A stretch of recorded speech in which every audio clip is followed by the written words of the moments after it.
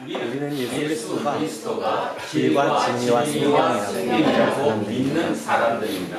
그와 하나되는 것이 우리 삶의 근본 목표입니다. 오늘 우리가 분주한 일상을 멈추고 예배하기 위해서 모인 이유도 여기에 있습니다.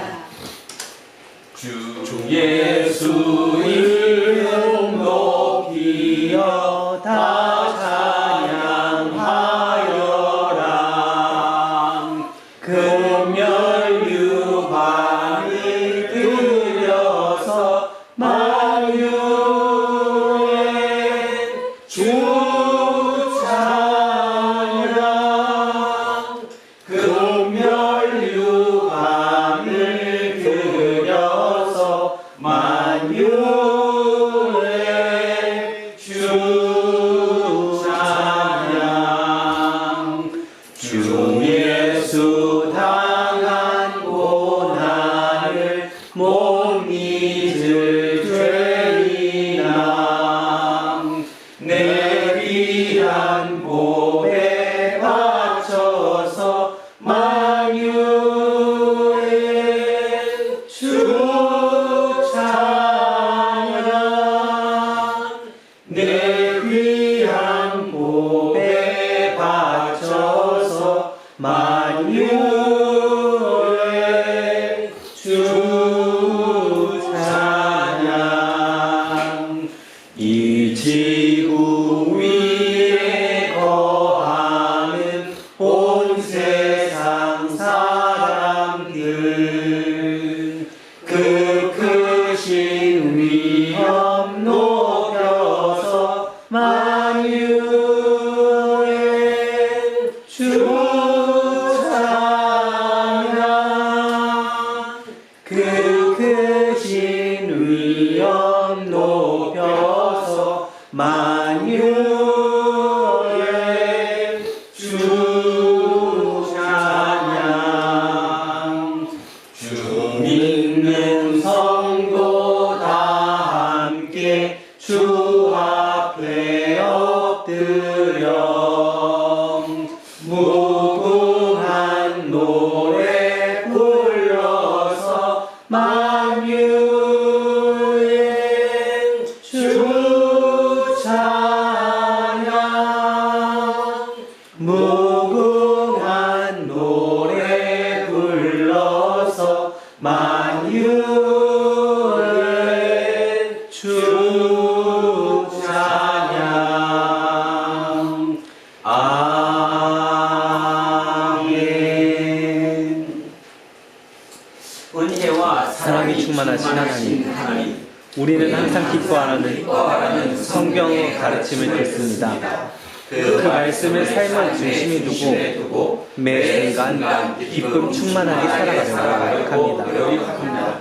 그러나 다른 한편으로 그 말씀이 척박하고 폭력적으로 돌아가는 이 세상에서 과연 현실적인지 아닌지 확신하지 못할 때도 많습니다. 기뻐하기보다는 슬퍼해야 할 일들과 걱정해야 할 일들이 더 많아 보이는 세상이기 때문입니다. 주님, 간절한 마음으로 기도합니다. 우리 모두 기쁨을 구하고 싶습니다. 세상이 말하는 행복한 조건을 이루었다는 안도감이 아니라 그리고 자신이 원하는 것을 손에 넣었던 즐거움이 아니라 하나님만이 허락하시는 구원의 기쁨과 존재의 기쁨이 온전히 참여하기를 원합니다. 생명의 영으로 우리를 이끌어 주십시오. 십자가의 부활과 통해서 우리에게 잃지 못한 기쁨의 근원이 되시니 우리 주 예수 그리스도의 이름으로 기도합니다. 아멘. 자비로우신 하나님, 우리를 불쌍히 여겨주십시오. 지난 주간의 삶인 수도 우리는 시행 착오를 적지 않게 반복했습니다. 하나님께서 선물로 주신 일상의 신비로움이 마음에 두지 못하고 상번의 방식으로 돌아가는 세상의 의도에 기울어질 때가 많았습니다. 사랑과 긍휼함이 충만하신 하나님께 자비를 구합시다. 주여 자비를 베풀어 주소서. 그리스도여 자비를 베풀어 주소서. 주여 저를 베풀어 주소서. 하나님께서 여러분을 용서하셨으니 여러분도 이웃의 잘못을 용서하십시오. 아멘. 자리에 앉아 주십시오. 찬송가 144장 찬송하겠습니다. 144장입니다. 시작합니다. 예수 나를 위하여 십자가를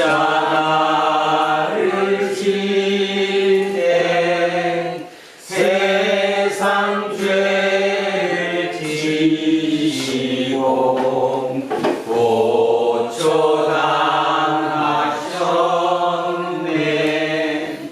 예수님 나의 죄 위하여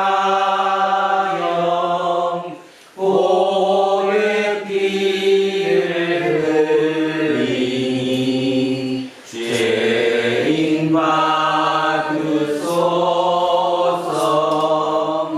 십자가를 지시는 무슨 죄가 있나 저무지한 사람들 메시아 죽였네.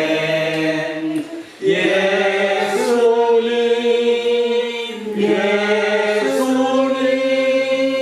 나의 죄 위하여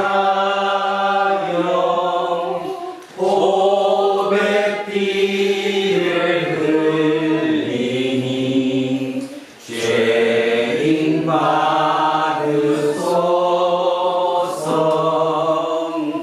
피와 같이 불는 죄 없는 이가 없네. 십자가의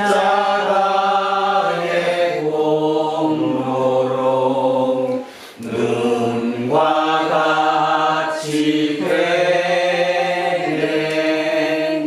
예수님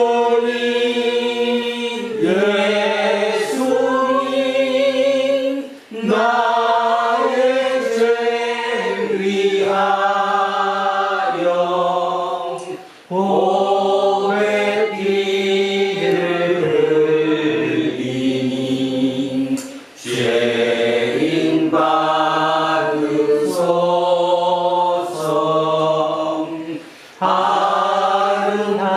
아름답다 예수여 나의 좋은 친구. 예수 공로 아니면 영원 형벌 받네.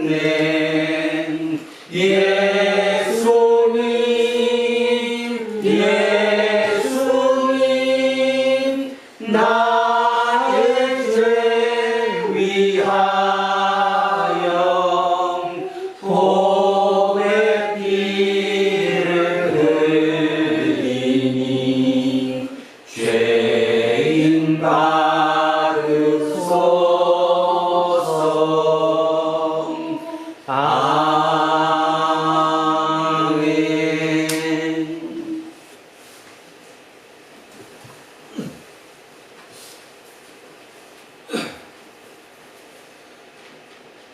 모든 만물을 창조하신 주 하나님, 지난 한 주간도 저희의 삶을 주님의 사랑과 은혜로 감싸주시고 저희를 안전하게 지켜주심에 감사드립니다. 오늘 성도가 한자리에 모여서 주님께 예배와 찬양을 드리오니 홀로 경배 받으시옵소서. 나날이 발전해가는 빠른 물질 문명을 저희 인간의 속도로 따라잡을 수 없는 세상으로 변해가고 있습니다.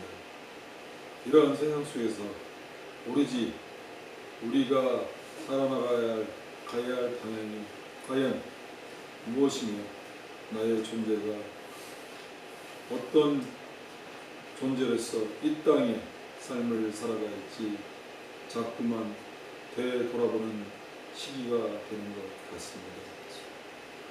거듭되는 우리의 고난과 삶이 아무리 힘들지라도 오로지 주님을 향한 믿음과 그 말씀 안에서 온전히 행동함으로써 우리가 우리 눈에 새로운 영안이 열리게 하셔서 저희가 새로운 세상을 바라볼 수 있는 저희의 눈을 띄게 함으로써 지금 변해가는 그 물질 문명에 쫓아가는 삶 속에서 오로지 주님의 자녀와 도구로서 그 본질을 잃지 않는 믿음의 성도들로서 저희의 삶을 이끌어 주시기를 간구드리오며 많은 사회의 여건 속에서 저희 두란노 공동체의 이론이 나가는 방향이 온전히 주님의 도구로서 정말로 이 땅에 주님의 나라가 확장될 수 있는 그런 도구로 쓰임받기를 원하옵나이다.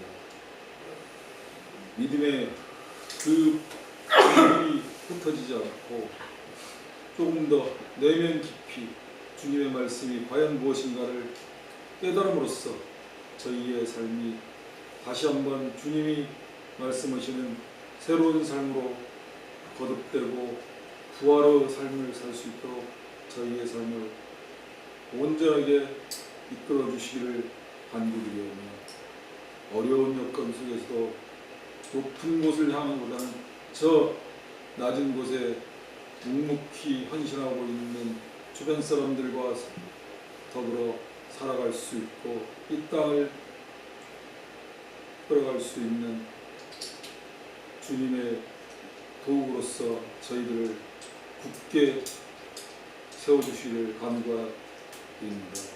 오늘 단위에 세우신 목사님의 말씀을 통하여 선포되는 믿음의 말씀들이 온전히 우리 성도들 가슴속에 자리 매겨서 그 말씀을 붙잡고 이 땅을 살아가는 데 있어서 세상의 기준에 흔들리지 않고 온전히 주님의 말씀으로 살아갈 수 있는 그런 성도들로 거듭나게 하셔서 우리들의 삶이 세상의 기준의 삶이 아닌 진정한 주님의 기준의 삶으로 살아갈 수 있도록 저희들을 도와주시옵소서. 오늘 이 예배에 참석하지 못한 모든 이들에게도 축복과 은혜를 내려 주시옵시고 보이지 않는 곳에서 헌신하고 있는 곳의 성도들에게도 또한 이 은혜를 내려주시기를 간구하며 오늘 예배의 시종을 주님께 온전히 부탁드리오며 이 모든 말씀을 우리를 위해서 십자가 이후에 돌아가신 예수 그리스도의 이름으로 기도드립니다. 아멘. 인사하겠습니다. 조금 손해보고 삽시다. 조금 손해보고 삽시다. 하나님 사랑합니다. 하나님 사랑합니다. 목사님을 사랑합니다. 목사님을 사랑합니다. 이문수님을 사랑합니다. 이문수님을 사랑합니다. 김재우님을 사랑합니다. 김재우님을 사랑합니다. 이영웅님을 사랑합니다. 이영웅님을 사랑합니다. 이영민님을 사랑합니다. 이영민님을 사랑합니다. 윤정수님을 사랑합니다. 윤정수님을 사랑합니다. 이연승님을 사랑합니다. 이연승님을 사랑합니다. 안병관님을 사랑합니다. 안병관님을 사랑합니다. 이동영님을 사랑합니다. 이동영님을 사랑합니다. 이정근님을 사랑합니다. 이정근님을 사랑합니다. 이은근님을 사랑합니다. 신학학님을 사랑합니다. 이한빈님을 사랑합니다. 이한빈님을 사랑합니다. 우리 천요세 주님을 사랑합니다. 우리 모두를 사랑합니다. 기도하겠습니다. 말씀의 능력으로 세상을 창조하고 유지하며 완성하실 하나님, 지금 우리는 그 복된 말씀을 듣기 위해 영혼의 귀를 열고 마음을 하나로 모았습니다. 달콤하기는 하나 허황한 소리에 익숙해진 우리의 귀를 진리의 영인 성령으로 치료하시어 바른 말씀을 분별할 수 있게 해 주십시오. 예수 그리스도의 이름으로 기도합니다. 아멘. 자, 첫째 말씀 사도행전으로 갑니다. 사도행전 190쪽입니다. 신약 성서 190쪽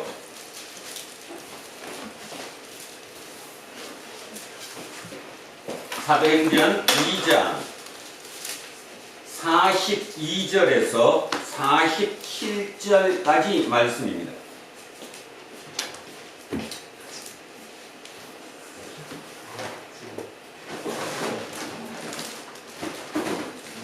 자, 190쪽 사도행전 2장 42절에서 47절, 자, 한 목소리로 합독하십니다.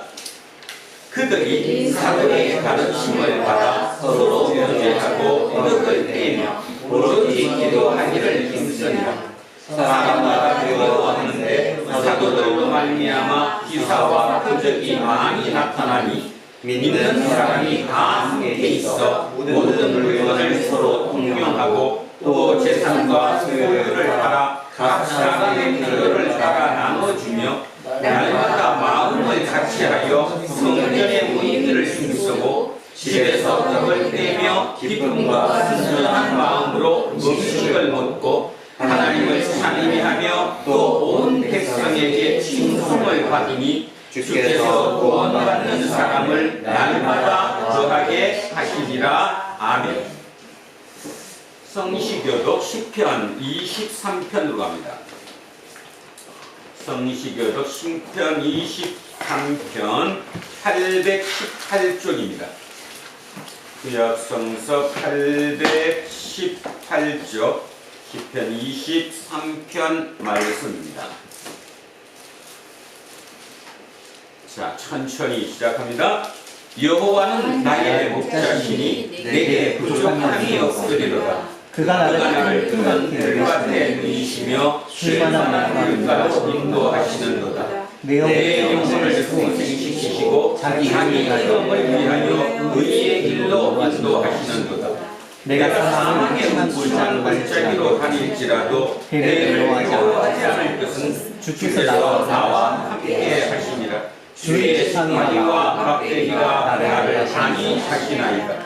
주께서 내 원수의 목전에서 내 상을 차려주시고 기름을 내 머리에 부으셨으니 내 잔이 넘치나이다. 내 평생에 선하심과 인자하심이 반드시 나를 따르리니 내가 여호와의 집에 영원히 살리로다. 아멘. 둘째 말씀 베드로 전서로 갑니다. 신약 성서 379쪽입니다. 신약 성서 379쪽 베드로 전서 2장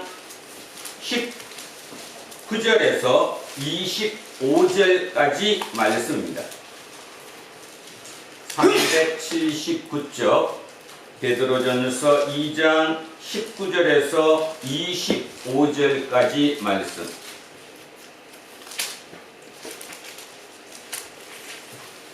자, 베드로전서 2장 19절부터 25절 시작합니다.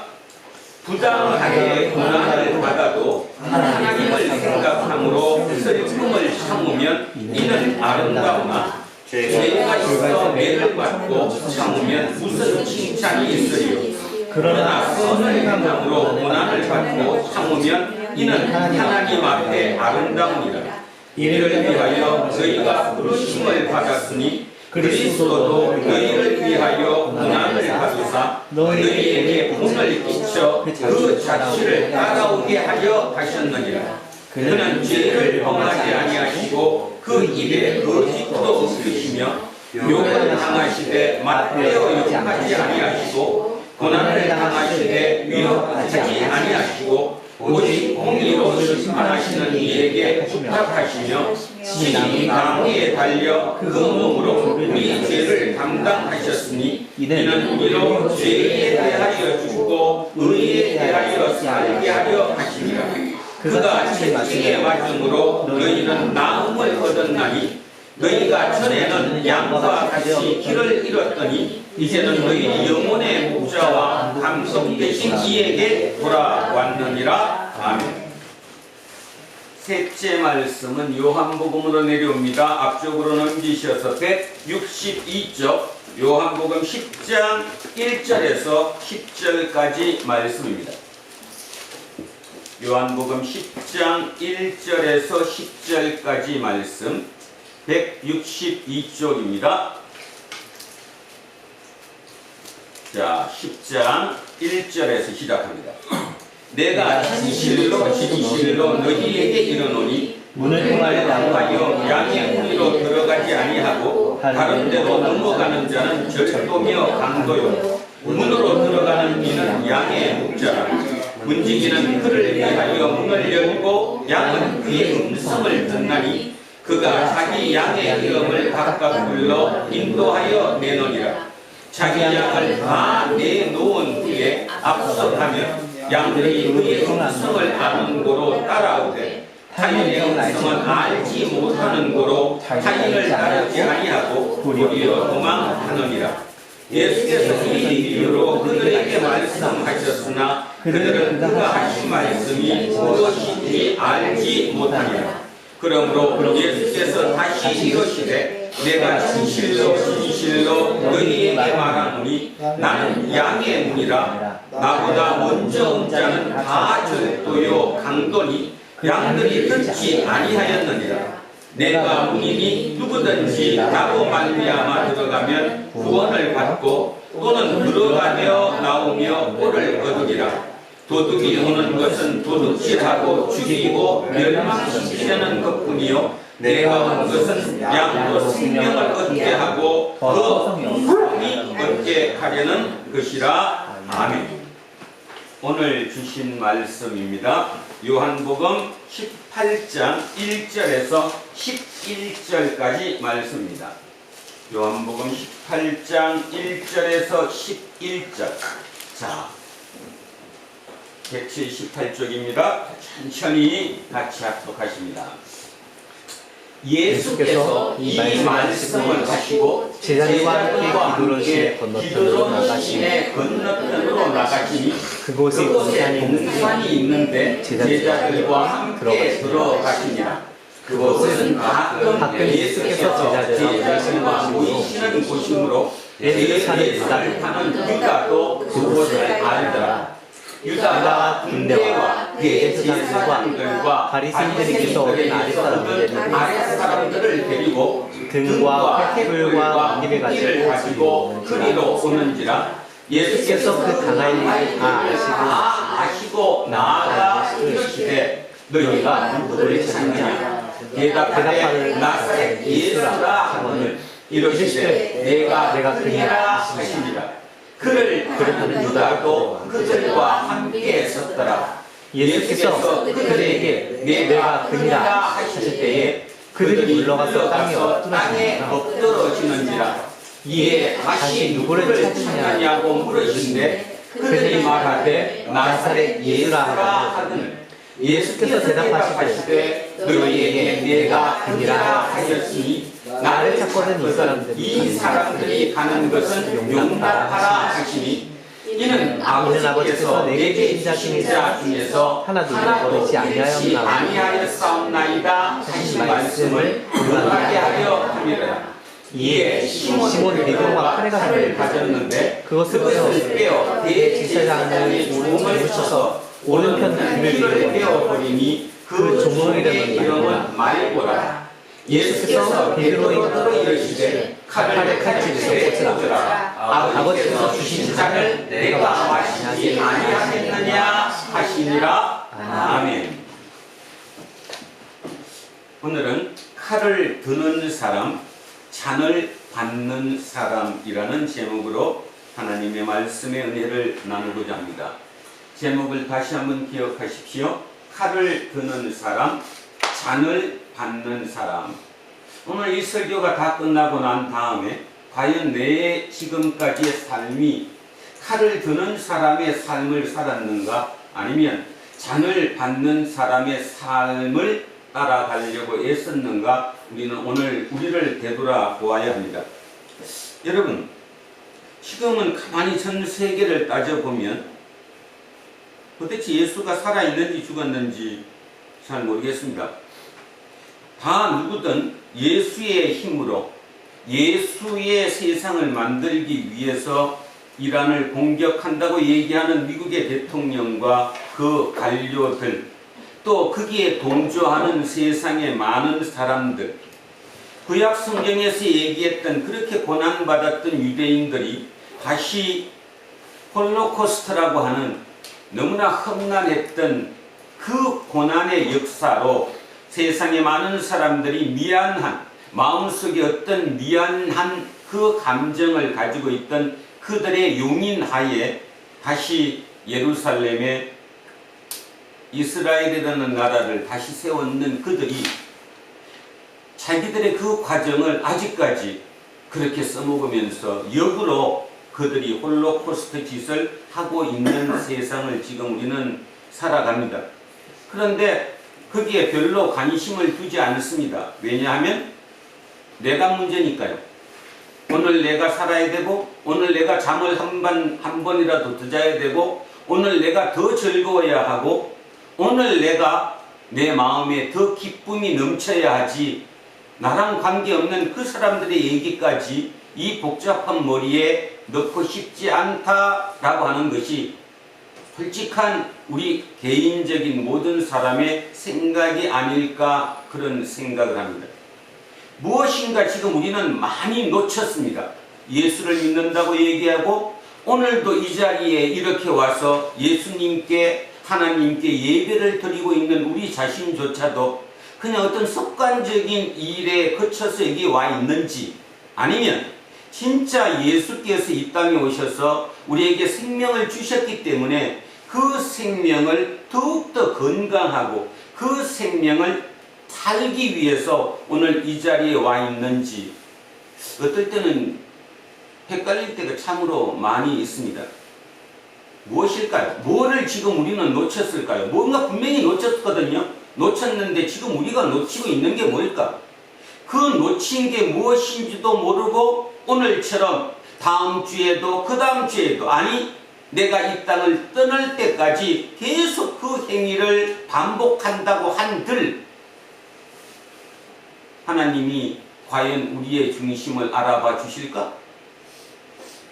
우리는 지금 뭔가 착각하고 있는 거 아닌가? 자, 그래서 오늘 아까 읽었던 사도행전 2장, 아까 읽었던 초대교회의 모습으로 다시 한번 돌아가 보겠습니다. 자, 사도행전 2장으로 다시 갑니다. 오늘 첫 번째 읽었던 사도행전 2장 42절에서 47절까지 말씀을 다시 한번 보겠습니다. 집중해서 봐주셨으면 합니다. 자, 사도행전 2장 42절부터 오늘 읽었던 47절을 다시 한번 천천히 봅니다. 190쪽입니다. 자, 190쪽 사도행전 2장 42절부터 제가 읽습니다. 찬찬히 자, 문을 여시고 한번 들어보셨으면 합니다. 그들이 사도의 가르침을 받아 서로 교제하고 떡을 떼며 오로지 기도하기를 힘쓰니라. 기도하기를 힘쓰니라 그러니까 여러분 머릿속에는 혹시 또 날마다 무릎 꿇고 앉아갖고 주여 주여 해가면서 기도했던 그 기도라고 착각해서는 안 됩니다. 뭔 뜻이죠? 끊임없이 그 생각이 하나님과 연결시키려고 애썼다는 겁니다. 하나님과 연결시키려고. 이게 하나님이 옳은 일이야? 하나님이 지금 무슨 일을 시키시지? 자, 끝없이 하나님과 안테나가 맞춰져 있는 상태, 그 상태가 기도하기를 힘썼다. 근데 자, 이제 43절을 보니까 사람마다 두려워하는데, 사람마다 두려워해요. 사도들로 말미암아 기사와 표적이 많이 나타나니. 제일 중요한 말이 나왔습니다. 사람들이 지금 어떻다고요? 두려워. 뭐를 두려워할까? 도대체 두려워한다는 게 뭘까? 자, 사람들이 지금 모였어요. 이게 지금 초대교회 공동체예요. 초대교회 공동체가 사람들이 몇 명 모였어. 어쩌면 우리보다도 더 작을지도 몰라요. 그 소수의 누군가가 지금 모였어요. 그리고 그 사람들이 두려워해요. 그럼 그 두려움이 뭘까라는 거죠. 이 두려움을 영어로 쓰면 포비아입니다. 포비아라는 말 요즘 많이 쓰는데 영어이지만 우리 그 젊은 세대들에서 포비아라는 말을 많이 쓰죠. 뭐 앞에다 뭐 붙여갖고 뭐 포비아 이런 식으로. 공포입니다. 공포. 그러면 사람마다 왜 두려워했을까? 도대체 그들이 왜 두려움도 그 길 가 있을까라는 거죠. 자, 오늘 여기가 답입니다. 우리가 지금 놓치고 있는 게 이거예요. 두려움이 없어졌어요. 자, 그러면 두려움이 뭔가를 찾아보겠습니다. 두려워하는데 한문으로 하면 이게 경외입니다. 자, 다시 합니다. 한문으로 뭐라고요? 경외. 우리 입장에서는 경외란 말이 우리가 더 빨리 알아들어요. 경자는 존경할 경자, 외는 두려워할 외자. 자, 다시 경자가 뭐야? 이거 완전 초등학생이야. 다시 경. 존경할 경. 그 다음에 공경할 경. 외는 두려워할 외. 내가 존경하면서 공경하면서 두려워하는 거예요. 무서워하는 거예요. 자, 그 두려움이 있었다는 겁니다. 자, 그랬더니 어떻게 무엇 때문이냐? 사도들로 말미암아 기사와 표적이 많이 나타나니. 여기서 이제 이 중에서도 착각하는 분이 계실지 몰라요. 아, 사도들이 공동체를 만들었어. 그래서 우리보다도 작은 명소가 모여갖고 지금 같이 예배도 드리고 함께 공동체를 이루고 사는 거예요. 근데 그 사람들이 두려움을 지금 느끼고 있는 거예요. 공포, 포비아를 느끼고 우리 식으로 한문으로 바꾸면 경외심이 절로 생긴 거예요. 이유가 뭐냐? 이유가 기사와 표적이 나타났기 때문이에요. 그러면 이 기사와 표적이 뭐냐? 우리 머리에는 이런 기사나 표적 그러면 손을 딱 댔더니 모든 병마가 물러났다. 손을 딱 댔더니 시각장애인이 눈을 떴다. 손을 딱 댔더니 다리가 아픈, 그죠? 소아마비 환자가 다리가 길어져 가지고 정상적으로 됐다. 이런 것을 우리 머릿속에 넣을 가능성이 상당히 높습니다. 그러면 이 기사와 표적이 뭘까? 도저히 지금까지 우리가 살아왔던 방식으로는 이해가 안 가는 일이 벌어진 거예요. 그래서 그거를 기사와 표적이라고 얘기했어요. 그게 뭘까? 밑에 내려가 봅니다. 믿는 사람이 다 함께 있어 모든 물건을 서로 뭐하고? 뭔 뜻이에요? 이거는 알아듣겠네. 한글이 알아들을 수 있네. 뭐예요? 니 거 내 거가? 없다는 거예요. 니 거 내 거가 없이 그냥 서로 같이 더불어 같이 쓰는 거예요. 서로 통용해요. 자, 그 다음 거. 재산과 소유를 팔아 각 사람의 필요에 따라 나눠주며 자기 땅 팔아가지고 집 팔아가지고 없는 사람하고 논아주고 같이 써요. 여기까지만. 더 읽을 필요도 없어요. 있을 수 있어요? 없어요? 아니 우리 지금 공부하는 거죠. 있을 수 있어요? 없어요. 그런데 그때 당시에 누군가는 직접 그 일을 체험한 거예요. 저 사람 나 잘 몰랐는데 누구의? 베드로의 뭐를 듣고 설교를 듣고 공동체를 이뤘어요. 잘 친하지도 않았어. 근데 그들 집에 모였어. 오늘 우리 집에 모입시다. 그래서 이영미 집사 집에 모였어. 그래갖고 모였더니 거기서 서로 당신 집에 뭐 없지? 이거 가져가서 그 없지? 쌀 없지? 내 쌀 가져줘. 자기 땅을 팔아갖고 부자가 더 벌라고 하는 게 아니라 있는 것을 팔아갖고 모자라지 전셋집이라도 얻어. 몰아주는 거예요 지금. 아시겠습니까? 그게 표적과 기사예요. 상대방이 느끼기에는 말이 안 되는 일이 지금 벌어지고 있는 거예요. 그런데 자 생각해 보세요. 그런 일이 딱 벌어지고 나니까 상대방이 어떤 느낌이 왔냐면 이거 인간이 아닌데? 저 사람이 저럴 사람이 아니었는데? 나도 인간이고 저도 인간인데 아무리 착해도 저렇게 살 수는 없는데? 지금 그 일이 눈앞에서 벌어지고 있으니까 하나님의 영이 임했구나. 그러니까 예수님이 죽으신 거예요? 안 죽으신 거예요? 안 죽으신 거예요. 육체적인 형태의 모습은 없는데 그분의 영이 모두 속에 들어가셔서 지금 일이 이상한 기적의 일이 벌어지고 있는 거예요. 그래서 뭘 느꼈어요? 두려움을 느꼈어요. 하나님의 진짜 함께 하심을, 하나님의 임재하심에 두려움을 느꼈다니까. 장난이 아니구나. 예수님의 부활이 진짜구나. 부활하신 예수님이 직접 저분 속에 지금 들어가 계시구나. 우리 공동체에 지금 함께 임재해 계시구나. 거기에 절로 두려움이 온 거예요. 이게 초대교회 기독교 공동체의 시작이에요. 우리가 뭐 놓친지 알겠죠? 트럼프가 뭐를 놓쳤는지 아시겠죠?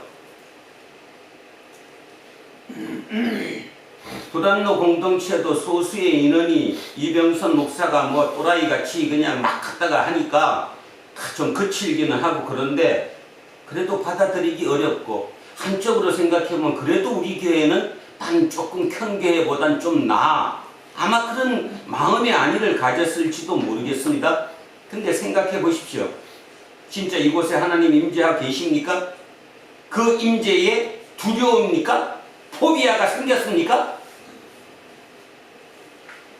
여러분 속에 생겼냐고?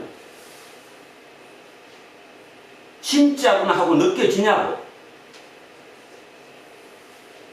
이병선 목사가 딴 목사보다 조금 거칠 뿐이지 뭐 별거 아니야. 별거 아니죠? 여기 어디 계시는데? 누가 봤어 지금? 거룩한 두려움이 어디 있냐고? 그러고는 조금 설교 세면 말이야 뭐 그냥 뭐 기니 아니니 막 마음속에 갈등이 느껴지죠. 지난 주일 설교 듣고 마음에 갈등이 없었습니까? 중요한 얘기입니다. 제가 아무리 생각해도 지금 우리가 놓친 게 뭘까? 그러니까 계속 지금 몇 주 동안에 트럼프 얘기를 할 수밖에 없었고 그 얘기를 하면서도 전하는 전하 듣는 여러분들이 그냥 남의 얘기 듣듯이 내 얘기가 아니고 그냥 남의 얘기일 뿐이에요. 예수 얘기는 오직 나한테 적용될 때만 예수야. 뭔 말인가 하면 내 애가 고시를 붙고 내 사업이 잘 되고 없었던 일이 갑자기 더 잘 되고 돈이 더 들어오고 그러면 그 상태를 보고 우리 집에 하나님이 임재하셨구나. 하나님의 은혜가 이곳에 임했구나. 이렇게 느낄 뿐 실제 하나님이 어떠신 분인가에 대한 그 임재를 우리는 잃어버렸다는 거예요. 오늘 다시 한번 보십시오. 사도행전 2장의 첫 기독교회, 그러니까 공동체가 처음 생겼을 때 그들이 모두가 두려워했대요. 포비아, 경외, 절로. 뭐 때문에? 기사와 표적 때문에. 그 기사와 표적이 병자가 낳는 그런 거 게임이 안 되는 거예요. 내 집 팔아갖고 너 전세 얻어 줬다니까. 더 달라고 기도하는 게 아니라 내 있는 거를 서로 같이 논아 쓰자고 얘기했다고. 그러니 거기 공동체에 들어오는 사람들이 이거는 사람이 할 수 있는 일이 아니야. 저 사람이 아니었거든. 옛날에 저 사람 내가 어떤지 아는데 저 사람 절대로 그런 사람 아니야. 그러면 뭘 느꼈겠어요? 예수 그리스도가 부활하신 게 확실하구나. 그분이 예전에 설교하시고 말씀하셨던 그 일이 지금 요 몇 명 모여있는 이 공동체에서 일어나고 있는 거예요. 현실로. 그러니 당연히 그들은 어떻게 생각했냐 하면 이거는 부활하신 예수님이 이곳에 임재해 계시는 거예요. 그러니 절로 두려움이 오지. 그래서 그들은 경외, 두려워했어요. 그 두려움에서 공동체가 첫 출발을 한 거예요. 그렇다면 지금 우리 뭐가 문제인가를 생각해 보십시오. 지금 우리의 기도가 뭡니까? 우리 이현성 집사님 사업 열심히 잘 하셔갖고 저 기업 크게 세워주세요. 그게 이병선 목사의 기도예요. 맞죠? 내 아들 이었더니 저렇게 살지 말고 이제 제자리로 돌아가서 남들같이 뻣뻣하게 살아달라는 게 내 기도예요. 우리 장로님 그 농장이 그래도 남들보단 더 튼튼하게 세워달라고 하는 게 내 기도예요. 우리는 두려움을 잃어버렸어요. 함께 하신다는 걸 잃어버렸어요. 그래서 모든 게 엉터리가 돼버린 거예요, 지금. 그러니 2000년이 지나고도 하나님 나라가 올 생각을 안 해요. 맞죠? 심각한 겁니다. 그러다가 제가 어떤 분의 글을 읽었는데 그렇게 얘기하더라고요. 예? 한국 사람이 외국에 나가서 사진을 찍으면 셀카 있잖아요. 찍으면 배경을 주로 해가지고 사람을 찍는데요.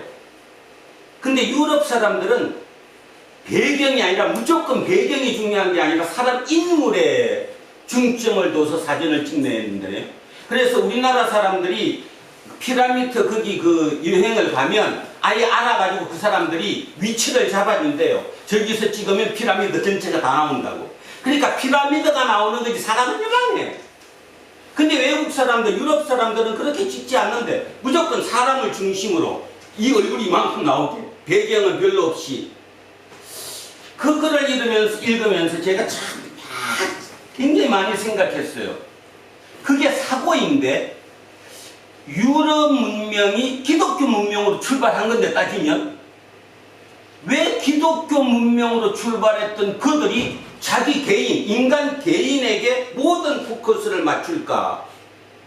그걸 우리는 뭐라고 부르느냐 하면 개인주의라고 얘기하고 그 개인주의가 더 심해지니까 이기주의가 된 거잖아요. 대한민국을 지금 가만히 따져보면 저 나이 아직 얼마 되지 않았지만 제 10대, 20대, 30대까지만 하더라도 배경이 중요했어요. 인물 사진 아니었다니까. 그 말의 의미는 뭐냐 하면 이기주의직이 아니었어요. 잘났든 몰랐든 내 부모를 먼저 생각했고, 그죠? 내 고모, 내 이모, 내 삼촌을 먼저 생각했고, 내 하나가 벌어서 우리 오빠를 대학 공부시켜야 된다고 믿었던 사람들이 우리라는 거예요. 뭐라고 얘기해도 우리 이정근 권사님 정도 연세 되시면 그 대부분이 여자는 대학 못 가. 누구 시켜야 되니까? 오빠 공부시켜야 되니까. 공장 가서 돈 벌어가지고 내 몸을 희생해서 내 오빠를 대학 보내서 우리 가문을 세우려고. 이기주의 아니었어요. 우리나라가. 맞죠? 진짜 개인주의 아니었어요. 그러다가 40, 50 돼가면서 사회적으로 막 들어왔어요. 야, 한국도 자꾸 이기주의가 된다. 개인주의화가 된다. 그런데 불과 몇 년 안 됐는데 지금은 완벽히 게임 끝. 게임 끝. 여러분 시간 나면 나중에 한빈이랑 대화 한번 해보시라니까. 저 세대랑 개인 한빈이가 아니라 저 세대랑 대화를 해보시라고. 철저히 자기 얼굴 외에 배경은 필요 없어요. 그리고 뭐라고 생각하느냐 하면 세상이 그런데 어떻게. 그래서 기독교가 여기까지 온 거예요. 다시 합니다. 최초의 교회 공동체는 소수가 자기 집에서 모였습니다. 그 집에서 모여서 뭐 때문에 두려워했냐 하면 서로 통용하고 내 집을 내 부를 팔아가지고 서로 논아주고 너 지금 뭐가 모자라니까 너 전세 얻으라고 주고 그런 일이 인간으로서 일어날 수 없는 일이 그 공동체 내에서 벌어지고 나니까 그들은 뭐를 느꼈냐 하면 예수 그리스도가 부활하셔서 우리와 함께 하심을 체험한 거예요. 그러니 모든 삶이 두려울 수밖에 없어요. 진짜니까. 여러분이 두려워하지 않는 이유는 뭐냐면 말로는 하나님 찾고 천국 찾고 하나님 나라 찾지만 실제로는 안 믿어요. 내가 우선이지. 내 몸이 조금 편해야 되고 내가 왜 오빠 때문에 희생을 해? 오빠 대학 보내려고 내가 왜 공장일 댕겨? 미친놈이지. 그 거친 표현 쓸까요?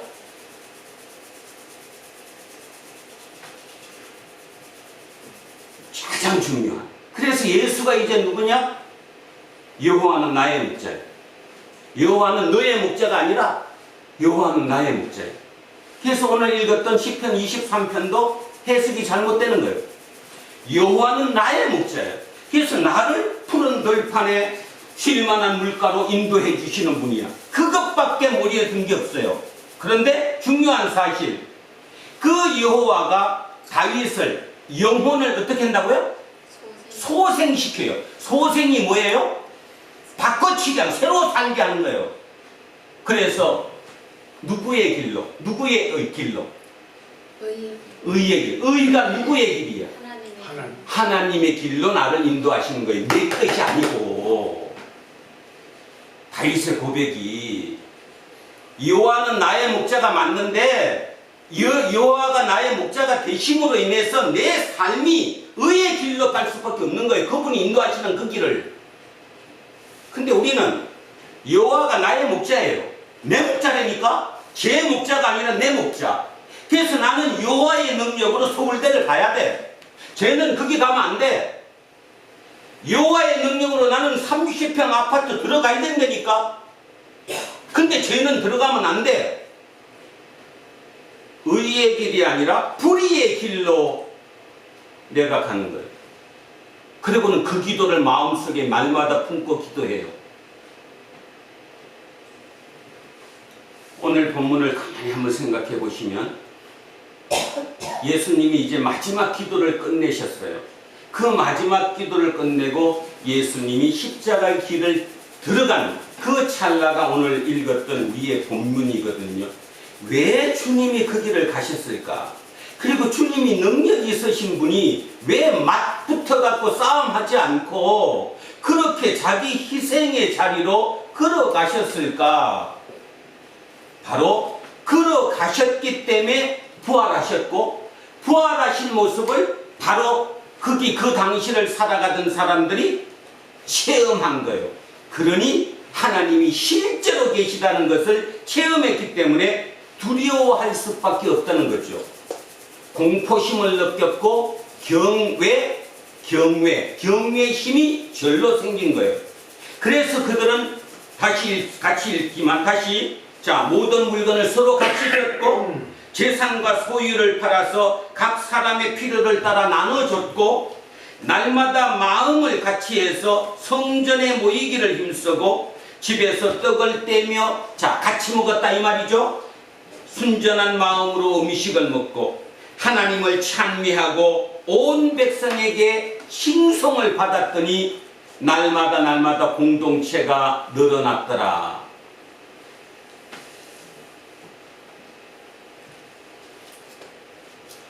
여러분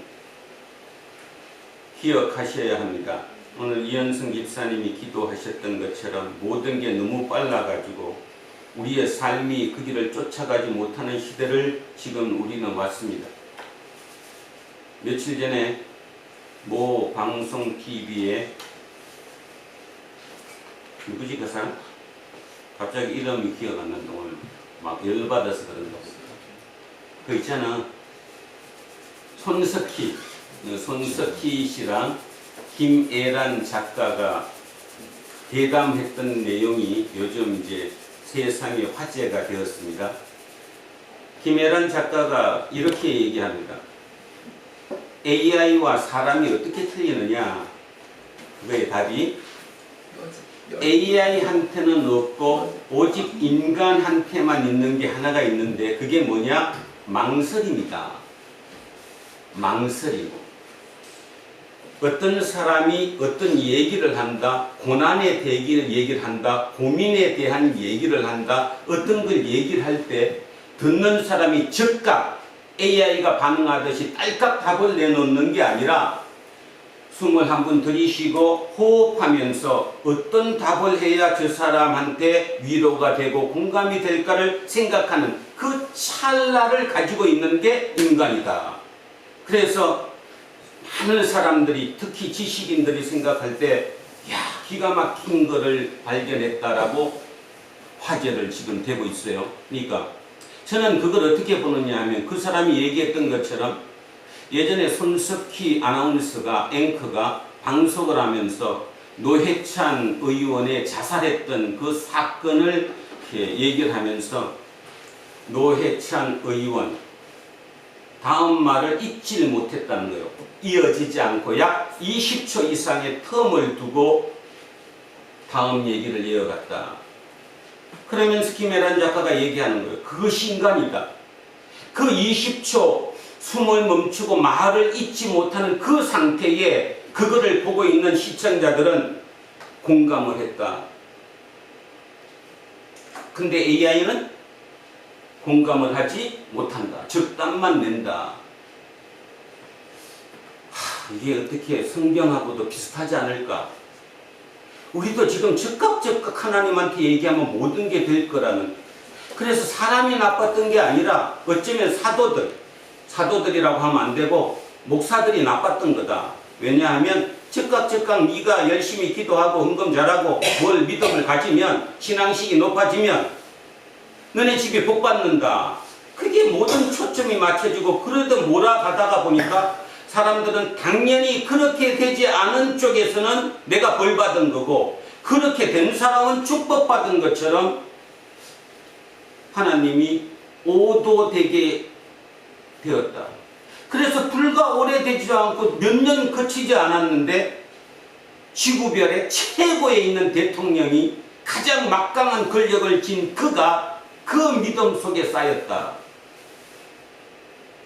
그래서 그 세상적으로 보이는 어떤 일이 다 이루어지면 그게 하나님의 은혜고 나의 여호라고 믿으니까 이걸 어떻게 해야 될 것인가 라는 답이죠. 저도 심각해야 되지만 여러분 개인도 오늘 심각해지셔야 합니다. 왜냐하면 어쩌면 우리의 이 예배 행위가 헛것이 될지도 모르기 때문입니다.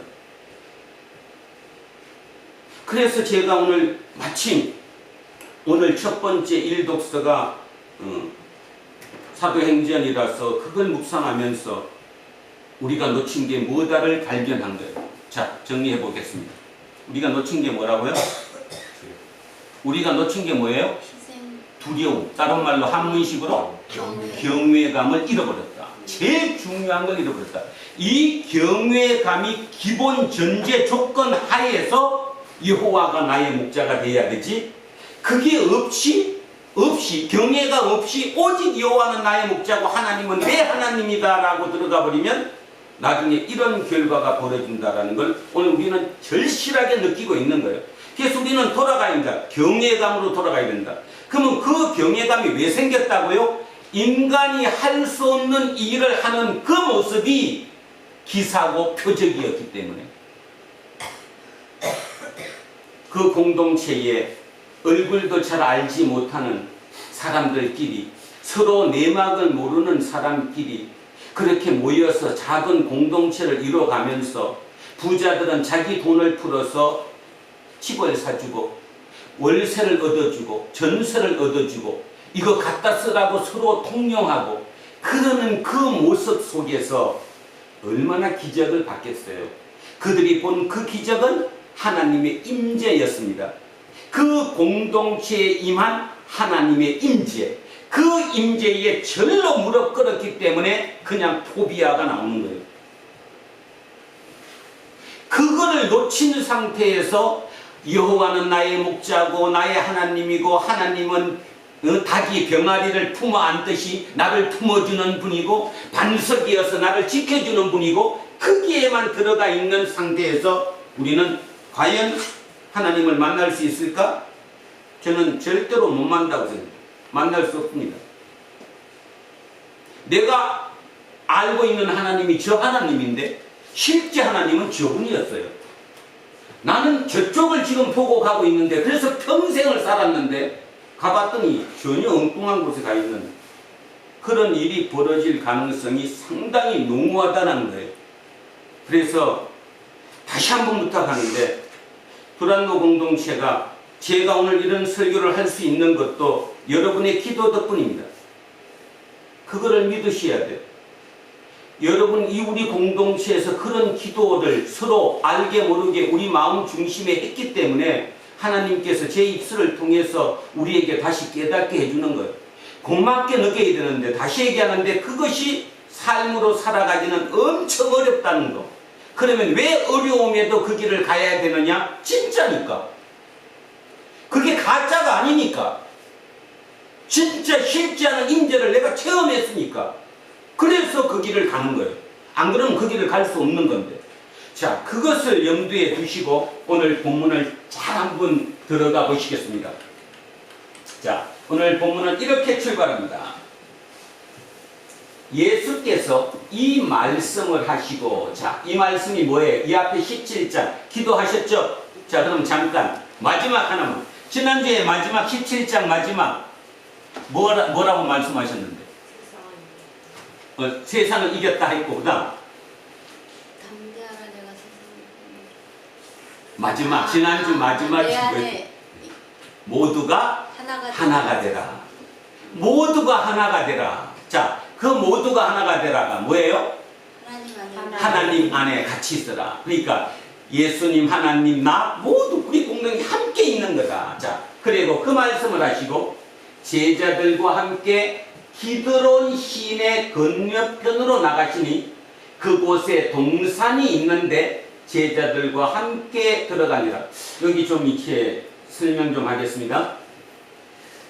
이 본문이 여기만 있는 게 아니라 공간복음에 다 있습니다. 마태복음, 마가복음, 누가복음에 다 있으니까 오늘 집에 가셔서 꼭 한번 요거와 같게 병행되는 본문을 읽으시기 바랍니다. 자, 그런데 거기에는 기드론이라는 말 없습니다. 동산이라는 말도 없습니다. 그런데 요한복음은 거기보다 최소한 30년 아니면 더 이상 뒤늦게 쓰여졌습니다. 근데 거기에는 기드론이라는 표현을 썼고 동산이라는 표현을 썼습니다. 우리는 이 당시의 사람이 아니기 때문에 이런 말을 듣더라도 먼 얘기로 들리지만 그 당시에, 그러니까 요한 공동체 그 당시에 이 글을 읽었던 사람들은 이 기드론이라는 이 표현과 동산이라는 표현을 통해서 뭔가 머리에 팍 들어왔어요. 그걸 아셔야 돼요. 우리는 그냥 읽을 거지만 이 사람들은, 처음 이걸 읽었던 사람들은 기드론 시내 동산, 뭐가 왔더니까요. 자, 그게 뭐냐? 기드론 시내는 여러분 잘 아시는 다윗이 아들 누구가? 압살롬이 반역을 일으켰죠? 네.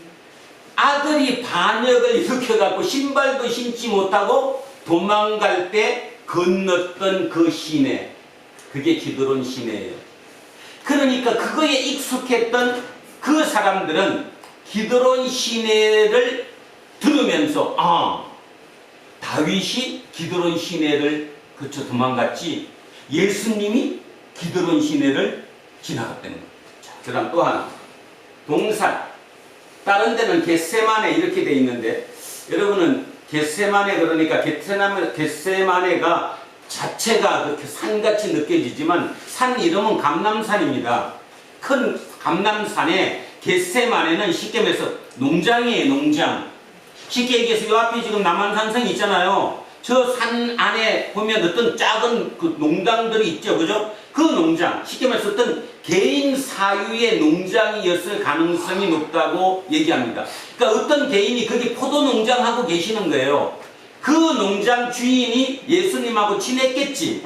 그러니까 예수님이 시간 날 때마다 조금 한적한 그 겟세마네에 들러서 기도도 하시고 뭐 담소도 하시고 했던 장소였던 것 같아요. 그래서 그냥 겟세마네 그러면 돼요. 동산이 아니니까. 그런데 이게 뭐라고 그랬어요?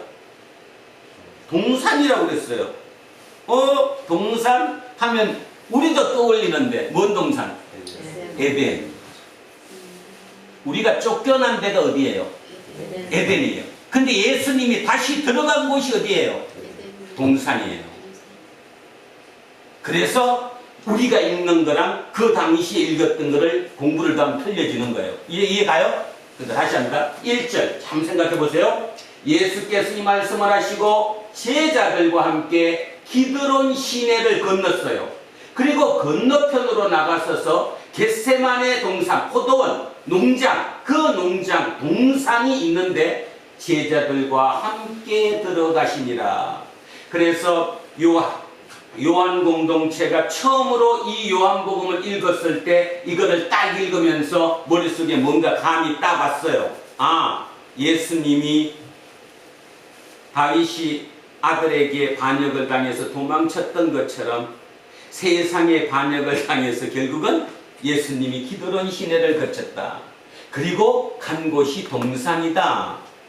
인간의 최초의 아담이 에덴 동산에서 쫓겨났는데 이제 그 동산으로 예수님께서 다시 들어가셨다. 그런 의미가 여기 되어 있습니다. 자, 2절.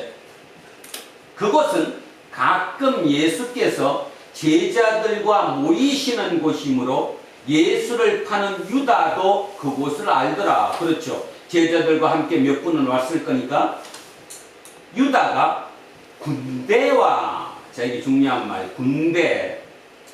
이제 이거는 헬라어로 다른 표현을 쓰는데 뭐 헬라 저도 잘 모르고 그렇게 표현 안 하겠습니다. 중요한 거 군대가 왔다는 사실인데 여러분 지금 이 시점이 뭐 시점인데? 6월절. 6월절이죠.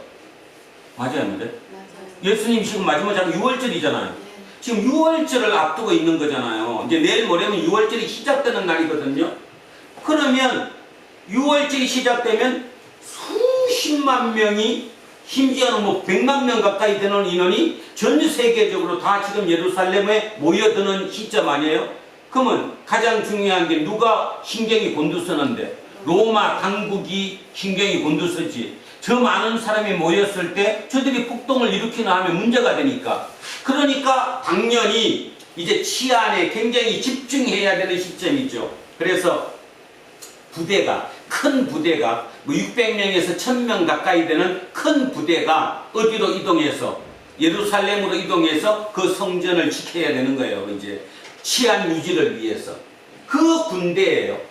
그런데 이 군대의 장이 천부장이거든요. 천부장이면 몇 명을 거느리는 거지? 1000명. 백부장이면 100명. 그러니까 큰 1000명 이상 되는 큰 부대의 장이 통솔하는, 자, 이 군대. 여러분 그거에 12절 한번 읽어 주실래요? 지금 12절. 이에 군대와 천부장과 유대인의 아랫사람들이 예수를 잡아 결박하여. 자, 거기 뭐라 나왔어요? 누구? 군대와 누구? 천부장. 여러분, 젊은 예수 그 무리, 지금 많지도 않은 그 무리를 잡기 위해서 그것도 한밤중에 천부장이 직접 왔다는 거예요. 천부장이. 그렇다면 누구 입장에서도, 로마 당국 입장에서도 이 사람을 주시하고 있었다라는 얘기고, 만약에 여기서 이거 잘못 건드렸다가 폭동으로 이어지면 문제가 심각하다고 판단했다는 의미가 여기 있습니다. 그러니까 그 말은 세상적으로 예수는 이미 배척당했습니다. 로마 당국으로부터도 잡아야 할 죄인이 됐다는 거죠. 그 다음에는 대제사장들, 바리새인들, 자, 이들이 요 두 제를 묶으면 이걸 뭐라고 그러는데? 산헤드린.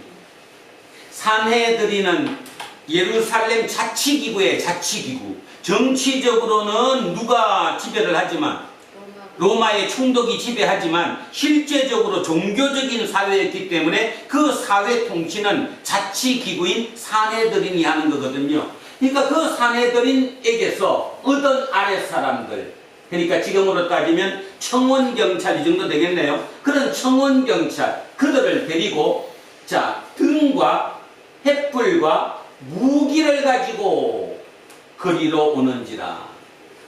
예수께서 그 당할 일을 다 아시고 나아가 이러시되 너희가 누구를 찾느냐? 대답하되 나사렛 예수라 하거늘 이러시되 내가 그니라. 내가 그니라. 거기를 원어로 바꾸면 에고 에이미.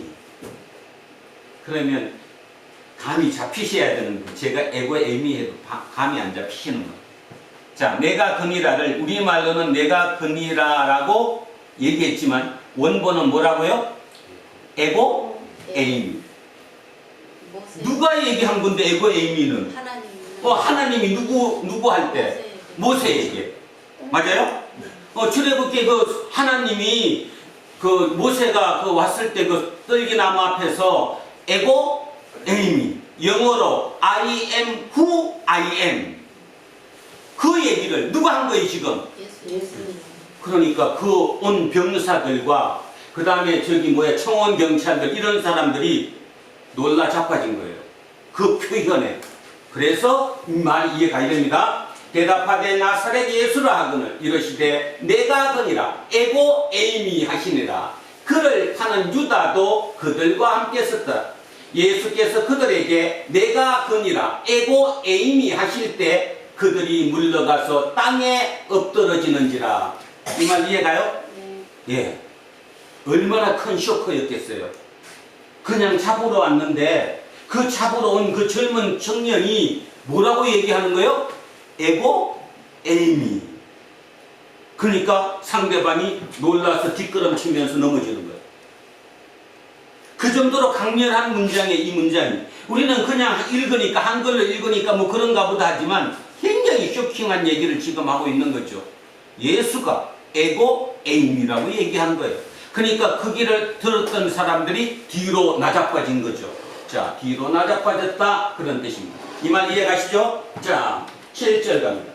이에 다시 누구를 찾느냐고 물으신데 그들이 말하되 나사렛 예수라 하거늘 예수께서 대답하시되 너희에게 내가 그니라 하였으니 에고 에임이라 하였으니 나를 찾거든 이 사람들이 가는 것을 용납하라 하시니. 자, 이 사람들이 누굴까요? 제자들. 지금 예수님과 함께하는 제자들 몇 명? 11명. 그 제자들은 보내줘라 이런 뜻입니다. 너네들이 잡을 사람이 나니까 나를 잡아가고 이들은 보내주라. 자, 보내주라. 근데요, 이제 오늘 집에 가서 꼭 읽어보시라고 그랬는데 공간복음에서는 제자들이 도망갔다라고 표현해요. 그죠? 근데 여기서는 도망갔다고 표현하는 게 아니라 누가? 예수님이 특별한 은총으로 내가 잡힐 테니까 이들은 보내주라고 배려했다라고 나옵니다. 예. 자, 그 다음에 9절. 이는 아버지께서 내게 주신 자 중에서 하나도 잃지 아니하였사옵나이다 하신 말씀을 응하게 하렵니다. 요게 요 앞 17장에 나와야 안 나와요? 17장에 나오잖아요. 그죠? 그 17장은 내가 얘기했던 그 얘기를 응하게 하기 위해서 내가 이들을 지켰다라는 의미입니다. 자, 10절. 이에 시몬 베드로가 칼을 가졌는데 그것을 떼어 대제사장의 종을 쳐서 오른편 귀를 베어버리니 그 종의 이름은 말고라. 자, 여기도 설명하고 넘어갈게요. 공간복음에서는 제자 중 하나라고 나오고 그 다음에 종의 이라고 나오지 이름이 나오지 않아요. 근데 여기는 지금 이름이 나왔어요. 누구? 베드로. 또 누구? 말고. 뭘까요? 공간복음은 세 군데 다 이름 안 밝혔어요. 그냥 제자 중에 하나 이렇게 나왔고 종 중에 한 명이 다쳤다가 나오지 이름을 쓰지 않았습니다. 근데 요한복음에는 이름을 썼어요. 첫째 이유. 이 요한복음은 그때보다 이미 시간이 흘렀어요, 안 흘렀어요? 흘렀어요. 그러면 다시 얘기하면 정상적으로 얘기하면 실제 이 일이 벌어진 때로부터 요한복음이 써진 때까지는 최소한 60년 이상 지났어요. 그러면 거기에 관계되어 있던 사람들은 이미 다 죽었어요. 그러니까 이름을 밝힐 수 있는 거예요. 그런데 공간복음은 왜 이름을 못 밝혔어요? 밝히면 아직 살아요. 아직 사람이 다 살아있기 때문에 영향을 미칠 가능성이 농후하거든요. 두 번째 이유는 요한의 입장에서는 확실하게 하기 위해서요. 이름까지 밝힘으로 인해서 이게 거짓이 아니라 내가 만들어낸 말이 아니고 진짜라는 것을 확인하기 위해서 이렇게 이름을 써준 거예요. 특히 누구와 누구는 라이벌 관계인데 베드로와 요한은 라이벌 관계예요. 나이는 가장 많고 가장 어리지만 굉장히 차이가 많이 나지만 그게 중요한 게 아니라 요한 입장은 끊임없이 주장하는 거 있잖아. 예수님이 나를 사랑하시는 제자라고. 그래서 그런 그것이 있었기 때문에 이름을 안 썼다가 이제 베드로도 죽었어요, 안 죽었어요? 베드로도 죽었어요. 그러니까 이제 이렇게 이름을 적어주는 겁니다. 자, 어쨌든 우리는 그래서 이게 실제 역사인지 안다 이런 뜻입니다. 자, 베드로가 칼을 가졌는데 그것을 떼어 대제사장의 종을 쳐서 오른편 귀를 베어버리니 그 종의 이름은 말고라. 자, 마지막 절 여기가 제일 중요합니다. 예수께서 베드로더러 이르시되 칼을 칼집에 꽂으라. 마태복음에 뭐라고 나오죠? 칼은 칼로 망한다. 칼을 쓴 자는 칼로 망한다. 우리가 새겨야 되는 거예요. 칼은 칼로 망하는 거예요. 실제 역사고 실제 일이잖아요. 그래서 얘기한 칼로 이길 수 없다. 지난주에 이리와 양이 함께 사는 것을 만들기 위해서 양이 이리가 되는 무기로 싸우면 안 된다라고 얘기했어요. 지금 이 얘기가 뭐냐면 저쪽에서 온 사람들이 무기, 칼을 갖고 왔어요, 안 왔어요? 지금 상대편이 칼을 타고 왔잖아요. 무기를 갖고 왔으니까. 거기에 요 칼로, 이 칼은 단도인데, 조그만 이 단도. 그 단도인데 천부장이 1000명을 다 이끌고 오진 않았지만 적어도 천부장 정도 되는 위치에서 군대가 왔다면 최소한 100명은 넘었을 거 아니에요? 아니 상식으로. 그렇게 많은 명수가 왔는데 베드로도 깡 있어요. 그죠? 단도 커내가지고 야 한번 해보자고. 그러니까 예수님 입장에서 생각해보면 참 이거 웃길 일이죠. 그죠? 너 그거 들면 같이 다 죽는 거예요. 그러니까 칼을 칼집에 꽂으라. 이게 기독교입니다. 같이 싸울 수 없다. 그들이 세상이 이리가 칼로 싸우는데 내가 칼로 맞짱 떠서 그 길을 이길 수 있느냐? 절대로 없다. 그렇게 해서 하나님 나라는 올 수가 없다. 왜? 칼은 칼로 망하니까.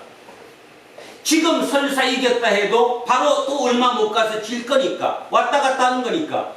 하나님의 나라는 칼로 올 수 있는 게 아니다는 겁니다. 자, 그러면서 뭐라고 그랬냐면 제일 중요한 말을 했습니다. 아버지께서 주신 잔을 내가 마시지 아니하겠느냐 하시니라. 그게 지금 십자가에 그게 내가 잡혀서 십자가에 들어가는 이 고난이 누가 주신 거래요? 하나님 아버지가 주신 잔이. 이 잔이란 말은 고난, 고통이거든요. 구약에서 잔을 마셨다는 말은 고통, 고난을 의미하니까 아버지께서 주신 잔은 이 고난을 아버지께서 주셨다는 거예요. 이게 중요한 거죠. 이한빈이가 살아가면서 인생에 얼마나 많은 선택의 기로가 오겠습니까? 그때 그걸 정확하게 볼 수 있어야 된다는 거죠. 이게 누가 줬느냐? 내 때문에? 아니면 이거를 넘기면 내가 될까? 뭘까? 어떻게 그 고난을, 그 고통을, 그걸 내가 어떻게 판단하느냐? 그것에 따라 답이 틀려지는 거죠. 예수님은 십자가로 가는 정치범이 되어서 십자가에 달려갈 수 있는 그 길을 분명히 알았는데 알았음에도 불구하고 그것을 내 스스로 그냥 그 길을 간 거예요. 왜? 아버지가 주신 잔이라고 판단했기 때문에.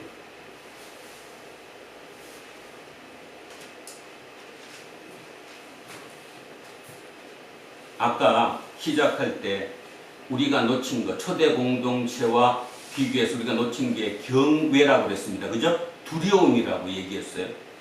근데 잠언 한번 가볼까요? 잠언 9장 10절 이어떤 한번 찾아서 읽어주세요. 잠언 9장 10절.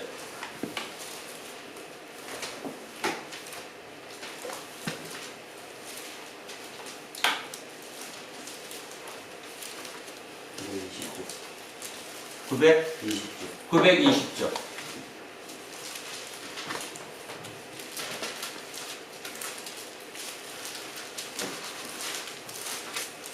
9장 9장 10절. 920쪽. 9방 10절. 여호와를 경외하는 것이 지혜의 근본이요 거룩하신 자를 아는 것이 명철이니라. 자, 다시 합니다. 여호와를 뭐 하는 것이? 자, 경외가 다른 말로 뭐라고요? 두려워하는 것이 지혜의 뭐래요? 쇼킹한 거네 지금 이제. 여호와를 경외하는 것이 지혜의 근본이래. 그럼 지혜가 뭔지 알아야 되지. 지혜가 뭐예요? 하나님을 지혜. 지혜하면 우리 누가 떠오르는데? 솔로몬. 솔로몬의 지혜란 말 쓰잖아요. 솔로몬의 지혜하면 딱 떠오르는 거. 예수를 믿지 않더라도, 다시 얘기하면 기독교인이 아니더라도 모든 세상 사람이 아는 거 있는데, 솔로몬의 재판. 두 여자가 한 어린아이를 들고 와서 다 자기 애라고 얘기했을 때 기억나요? 네. 그때 솔로몬이 어떻게 판단했죠? 반으로 쪼개라. 그죠? 네. 그러면 쪼개라고 하니까 진짜 엄마는 쪼개면 안 되는 거고, 가짜 엄마는 쪼개도 된다고 하니까 진짜를 판별한 거죠. 네. 그게 지혜죠. 지혜는 결국 뭐예요? 판별하는 거예요. 판단하는 거예요. 판단하는 거예요. 판단할 수 있는 능력이 지혜예요. 근데 그 지혜의 근본이 뭐라고요? 여호와를 두려워해야 된다는 거예요. 그 말은 뭐예요? 여호와를 두려워하니까 경외하는 것이 지혜의 근본인 이유가 뭐예요? 하나님의 마음을 아니까. 그러니까 하나님이 진짜 계심을 내가 온전히 믿어야 진짜 사사로움이, 내 개인적인 어떤 이익이 관계없이 옳은 판단을 할 수 있다는 거예요. 그죠? 네. 가장 중요한. 그런데 자, 트럼프의 판단은 지금 지혜예요? 근본에서 벗어났잖아요. 개인적으로는 세상이 지혜라고 할 수 있지만 기독교적으로는 절대로 지혜가 아니에요. 왜냐하면 두려워하는, 하나님을 두려운 마음에서 벗어났으니까. 트럼프의 하나님은 여호와는 나의 목자니까, 나의 하나님이니까, 미국의 하나님이니까, 미국의 하나님이기 때문에 이란을 쳐도 미국이 이긴다는 거예요. 아니잖아요. 근본이, 다시 얘기하는데 지혜의 근본이 하나님을 두려워하는 데서 출발하는 거예요. 옆에 하나 더, 아까 뭐 나왔는데? 거룩하신 자를 아는 것이 뭐라고요? 명철. 거룩한 자가 누구예요? 하나님. 하나님을 아는 것이 명철이에요. 명철은 희비를 분별하는 능력이에요. 분별하는 능력. 옳고 그름을 분별하는 능력이 명철. 행하는 능력이, 판별하는 능력이 뭐라고? 지혜. 우리에게 필요한 거예요. 그래서 이게 딱 들어가야 되는 거예요. 진짜 하나님이 계시다는 그 굳건함, 그분의 두려움 앞에서 내가 판단하는 능력을 가져야 되는 것이 지혜고, 분별할 수 있는 능력을 갖는 것이 명철이에요. 그래서 그 중심에는 하나님이에요. 진짜 믿어야 되는 거예요. 근데 우리는 많은 경우 입으로는 믿는다고 얘기하는데 두려움에서 벗어났어요. 그 말은 안 믿는 거예요. 말로만 믿지 안 믿는 거라니까. 그래서 그 두려움, 경외함, 그 경외함이 우리에게 있어야 된다는 거죠. 자, 그렇게 생각하면 이제 이 말 이해가죠?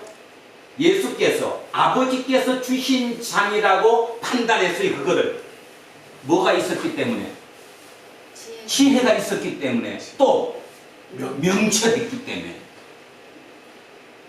거기서 벗어난 사람은 절대로 이 고통을, 그 죽음의 그 길을, 고통을 아버지가 주신 거로 믿지 않지.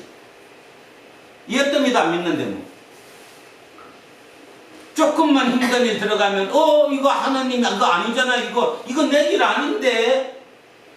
우리는 끝없이 그 길을 깊이 하려고 그러고, 그것을 벗어나려고 그러고, 회피하려고 그러고, 도망가려고 그러는 거죠.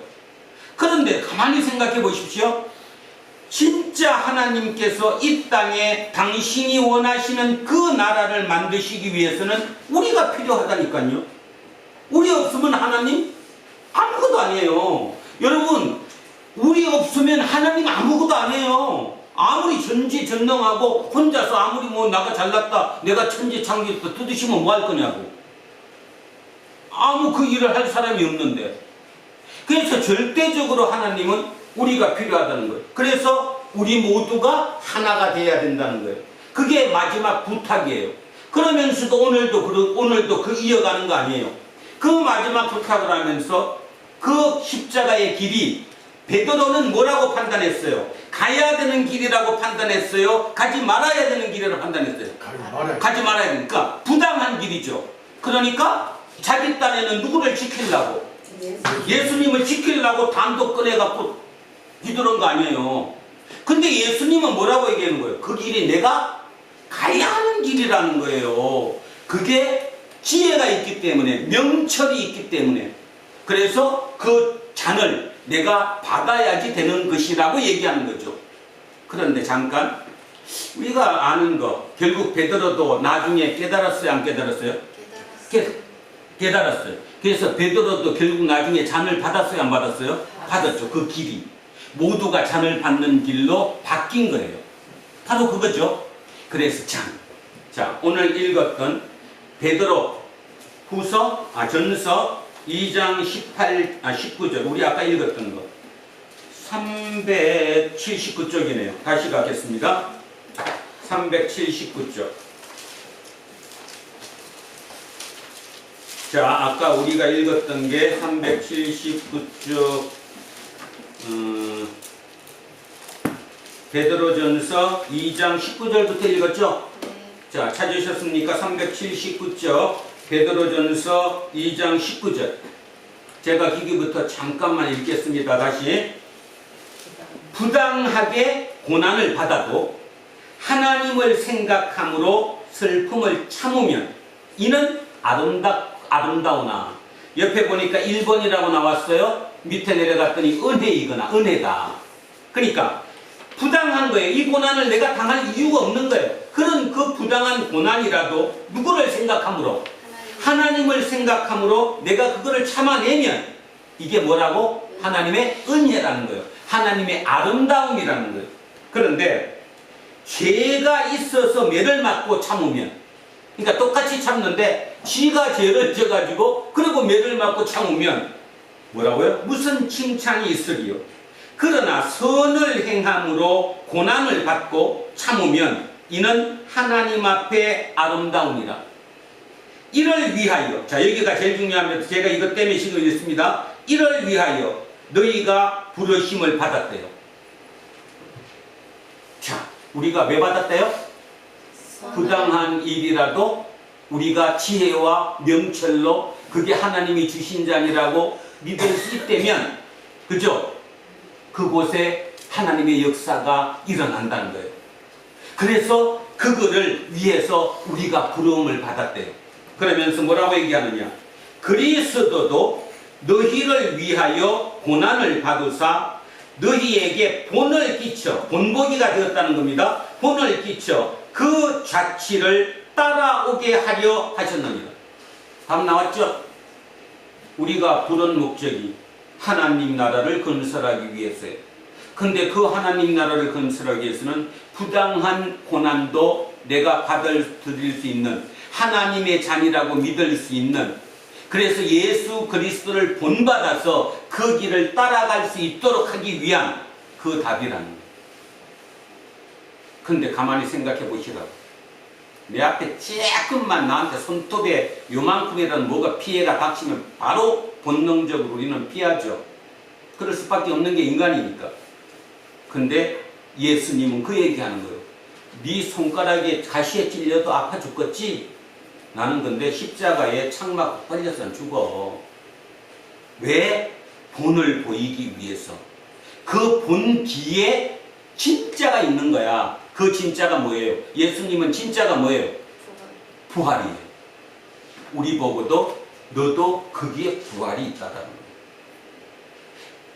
너희들이 내 그 길을 본받아서 본을 따라만 주면 이 땅에 하나님 나라가 이루어지는 거예요. 그걸 너도 나도 안 하고 거꾸로 내 이익만을 위해서 하나님을 바라보니까 하나님의 계시는 이쪽인데 우리는 저쪽을 보고 끝없이 경배하고 숭배하고 내 시간을 허비하고 있는지도 모른다, 이런 뜻입니다. 자, 그래서 한 사람이 얘기를, 시간이 조금 지났지만 더 하겠습니다. 주보 뒤에 보시면 제가 한 사람의 얘기를 썼습니다. 우리 젊은 친구들을 위해서 한 번쯤은 얘기해야 될 것 같아서 제가 넣었습니다. 한번 찾아보십시오. 주보 뒤에 제가 읽습니다. 이미경 전 의원은, 이분은 5선 의원입니다. 5번 국회의원을 지냈던 여성 의원이었는데, 칼럼 이미경의 내 인생의 책 전태일 평전 조영래에서 이렇게 말합니다. 전태일은 1970년 11월 13일 근로기준법을 안고 분신했다. 휘발유 뿌리고 자기 몸에 불을 질러서 죽었습니다. 분신했다. 그의 나이 22살. 평전을 읽었을 때 내 나이도 20세였다. 이화여대에서 첫 학생운동 서클을 만들어 막 사회 문제에 눈뜨기 시작한 때 전태일이 그토록 안타까워했던 평화시장의 여성 시다 보조라는 거죠. 그 옆에 재봉틀 옆에서 보조해주는 그 시다들의 인간 존엄성, 권리, 그 권리를 억압하는 정치 문제를 해결하겠다고 나는 평전을 읽으며 친구들과 결심했다. 1970년대 민권운동은 노동운동이었다. 그 이전의 학생운동, 민주화운동도 전태일로 인해 산업화와 노동자 권리를 중심에 두게 된다. 전태일은 70년대를 연 시대의 횃불이었다.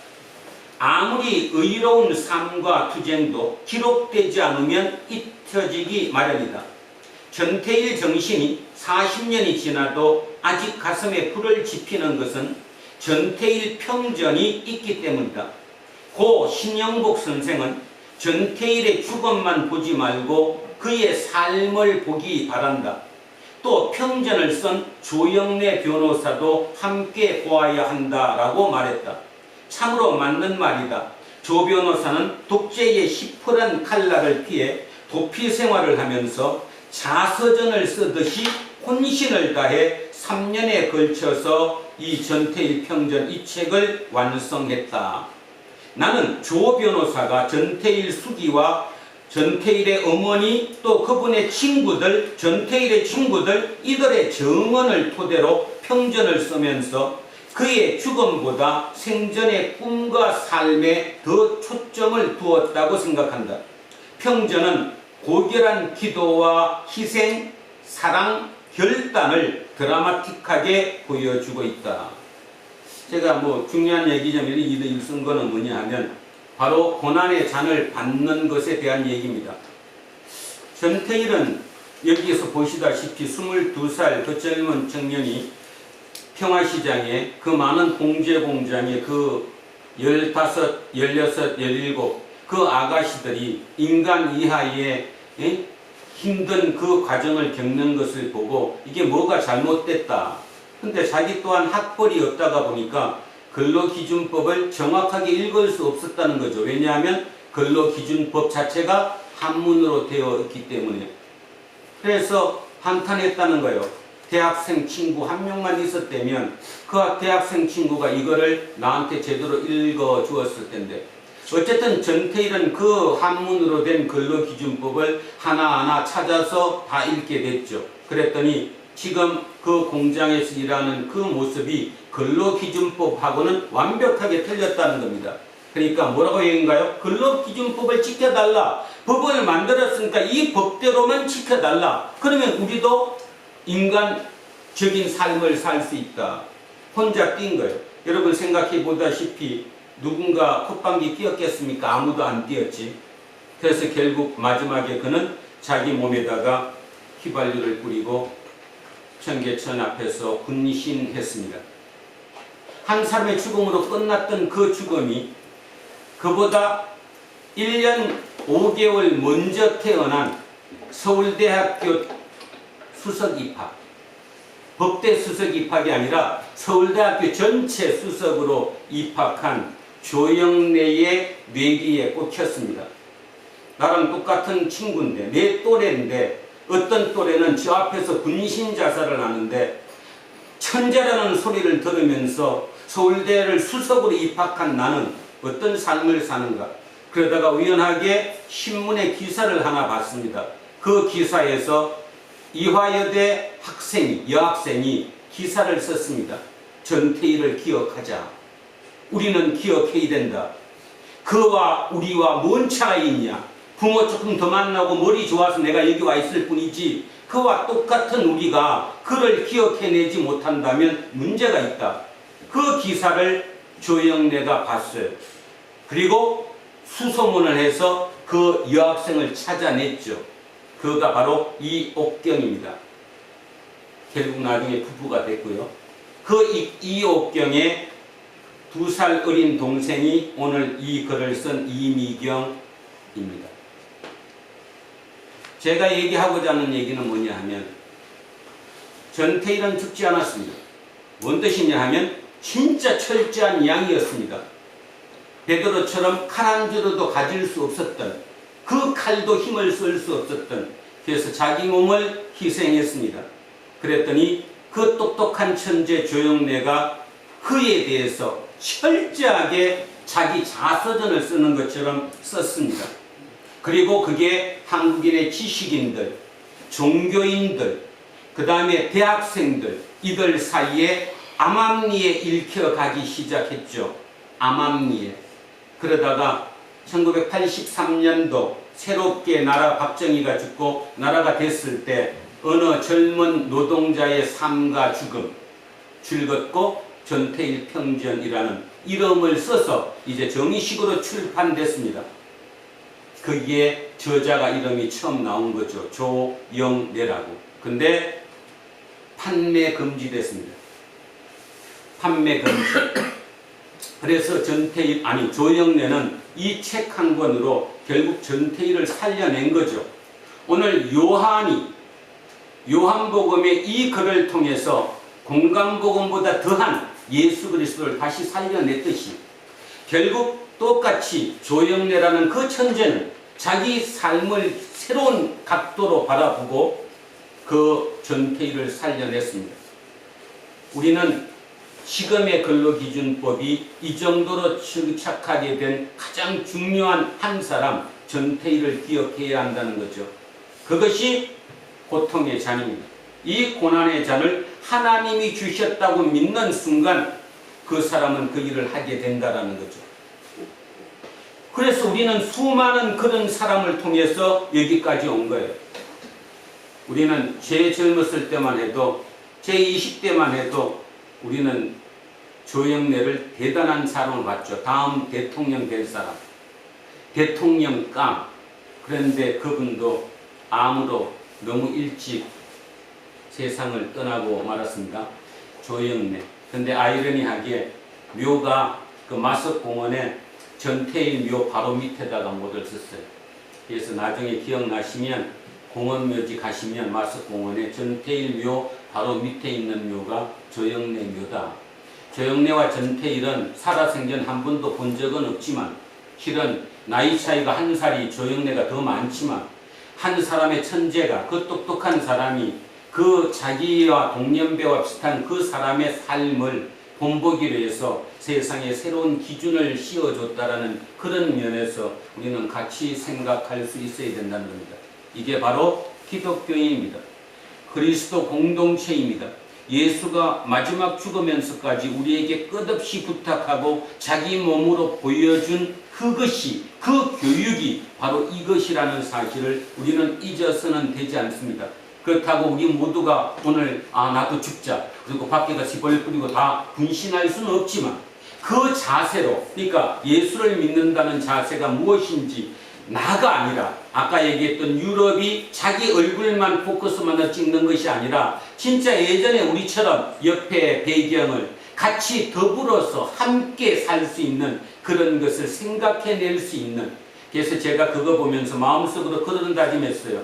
우리 재우가, 우리 제세가, 우리 이 젊은 친구들이 동양이 개인주의가 아니었고 진짜 같이 사는 그런 배경을 중요시하는 그것이 다시 살려서 유럽으로 도로 들어가야 된다. 그러니까 기독교가 다시 아시아에서 유럽으로 다시 들어가야 된다. 그것을 만들 수 있는 힘이 우리에게 있다 하는 그런 생각을 했습니다. 자, 여러분 모두 조금 더 넓게 보고 멀리 보고 깊게 볼 수 있는 우리이기를 바랍니다. 지금까지 내 신앙생활이 오직 나만을 위해서 내 얼굴에 초점을 맞추는 그 사진, 유럽의 그 사고처럼 개인주의에 흘렀던 그것이 아니라 진짜 배경과 함께하는 그것이었다는 것. 오늘 사도행전 2장에서 보여주는 것처럼 초대 기독교회는 그렇게 시작되었다는 것. 그것이 너무나 엄청났기 때문에 그들은 예수님의 부활을 절로 체험했다는 것. 그래서 그 앞에 무릎 꿇고 경외감에 휩쓸렸다라는 것. 그 경외감을 근본으로 하는 것이 기독교라는 사실. 그런데 2000년 흘러오면서 우리는 뭔가 모르게 빠져버린, 나사가 풀려버린 쪽으로 잘못 가고 있었다는 것. 오늘 다시 한번 우리는 나사를 조이면서 우리만이라도 새롭게 예수의 뜻 가운데로, 그분이 진짜 부활하셨고 진짜 하나님이고 그 하나님께 나도 가야 한다는 그것을 온전히 가슴에 깊이 새기는, 조금 새겨서는 안 됩니다. 왜냐하면 우리는 너무 많이 이 DNA가 축적된 게 많아서 그거랑 충돌해서 내가 이길 방법이 별로 없기 때문에, 그래서 우리는 날마다 다음 주에라도 또 모여서 예배드리고 그 한 주 한 주 예배드리는 그 순간에 우리는 더욱더 단단해져서 내 속에 있는 그 DNA를 이겨낼 수 있는, 그래서 진짜 하나님 옆에서 기쁨의 눈물을 흘릴 수 있는 우리 공동체 모든 식구들이 될 수 있기를 간절히 바랍니다. 자, 그 생각하면서 오늘 본문을 한번 차분히 읽어보셨으면 합니다. 시작합니다. 예수께서 이 말씀을 하시고 제자들과 함께 기드론 시내 건너편으로 나가시니 그곳에 동산이 있는데 제자들과 함께 들어가시니라. 그곳은 가끔 예수께서 제자들과 모이시는 곳이므로 예수를 사는 유다도 그곳을 알더라. 유다가 군대와 대제사장들과 바리새인들에게서 얻은 아랫사람들을 데리고 금과 햇빛과 무기를 가지고 그리로 오는지라. 예수께서 그 강한 길을 다 아시고 나아가 이르시되 너희가 누구를 찾느냐? 대답하되 나사렛 예수라 하거늘 이르시되 내가 그니라 하시니라. 그를 파는 유다도 그들과 함께 서더라. 예수께서 그들에게 내가 그니라 하실 때에 그들이 물러가서 땅에 엎드러지는지라. 이에 다시 누구를 찾느냐고 물으신데 그들이 말하되 나사렛 예수라 하거늘 예수께서 대답하시되 너희에게 내가 그니라 하였으니 나를 찾거든 이 사람들이 가는 것은 용납하라 하시니 이는 아버지께서 내게 주신 자 중에서 하나도 잃지 아니하였사옵나이다 하신 말씀을 응하게 하려 하니라. 이에 시몬 베드로가 칼을 가졌는데 그것을 빼어 대제사장의 종을 쳐서 오른편 귀를 베어버리니 그 종의 이름은 말고라. 예수께서 베드로로 이르시되 칼을 칼집에 꽂으라. 아버지께서 주신 자를 내가 마시지 아니하겠느냐 하시니라. 아멘. 살아계신 아버지 하나님, 오늘 이 본문을 함께 묵상하고 아버지의 뜻을 생각하면서 마음이 많이 울컥하고 무겁습니다.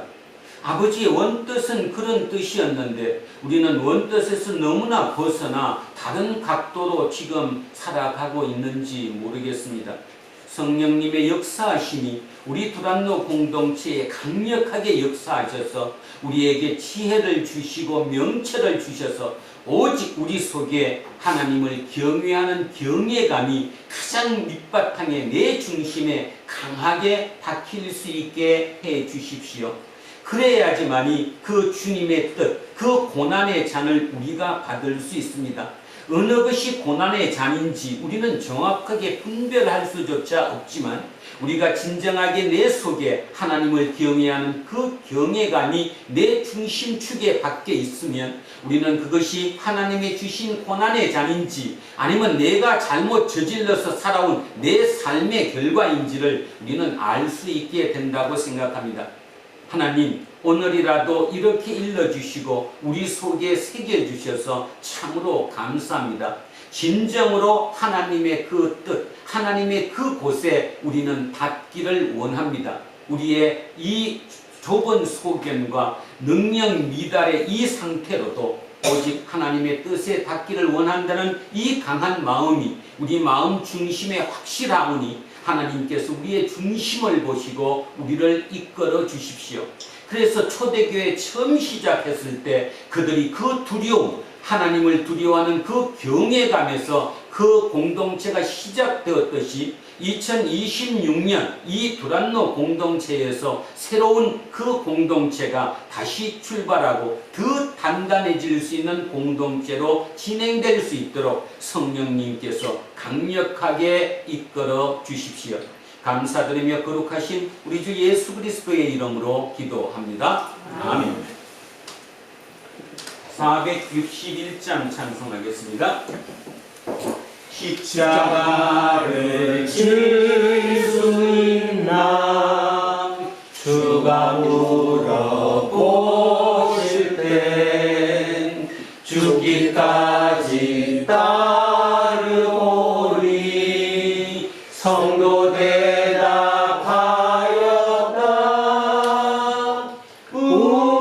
우리의 심령 주의 것이니 주님의 명상 만드소서. 주인도 따라 살아갈 동안 사랑과 충성 늘 같이 오리라. 너는 기억하고 있나 구원받은 강도를 그가 회개하였을 때 나온 허락받았다. 우리의 심령 주의 것이니 주님의 영상 만드소서. 주인도 따라 살아갈 동안 사랑과 충성 늘 같이 오리라. 걱정 근심 모든 것은 너를 불러 엎을 땐 주께 영 맡기겠나. 최후 승리 믿으며 우리의 심령 주의 것이니 주님의 영상 만드소서.